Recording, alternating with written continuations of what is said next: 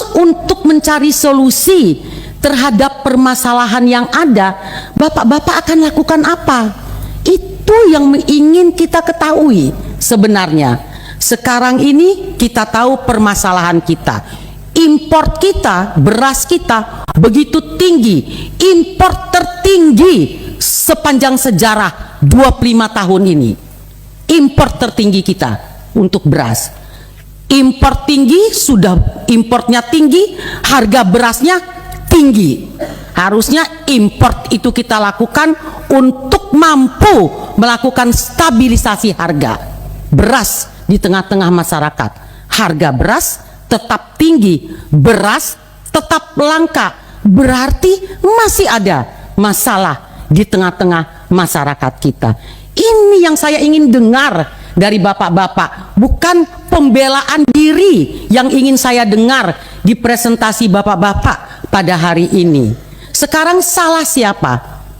Salah petani, salah produsen, salah pemerintah, salah pedagang. Siapa yang salah terhadap permasalahan yang kita hadapi di sini? Jangan kita saling salah-salahan. Pak Mendak tadi mengatakan salah El Nino. Ya enggak. Kalau salah El Nino, kenapa harga beras di Singapura dan Malaysia stabil? Kita jangan dibodoh-bodohi semuanya dengan alasan El Nino. Kenapa bisa stabil di negara lain? Kenapa carut marut harga itu cuman ada di negara kita gitu? Ya kan? Ini juga makanya kita jangan seperti pemadam kebakaran. Hanya kalau ada kebakaran, kita padamkan apinya dengan cari pasar murah, cari ini, tapi permasalahan dari mana datangnya api itu tidak pernah kita cari. Ya akan berulang-ulang terus, Pak. Apa nih yang bisa kita lakukan sehingga permasalahan ini tidak terjadi?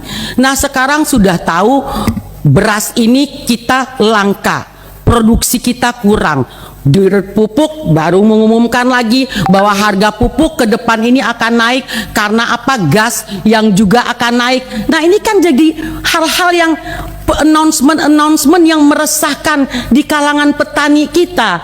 Justru dia berharap ke depan dengan ketahanan pangan, kemudahan-kemudahan bagi petani, diberi gambaran akan naiknya harga pupuk ke depan. Nah, ini saya rasa pemerintah harus duduk semuanya bersama dengan stakeholder terkait bagaimana ke depan ini. Jadi jangan presiden kita teriak-teriak terus masalah ketahanan pangan, kedaulatan pangan, tapi apa yang terjadi itu bukannya semakin membaik, semakin memburuk.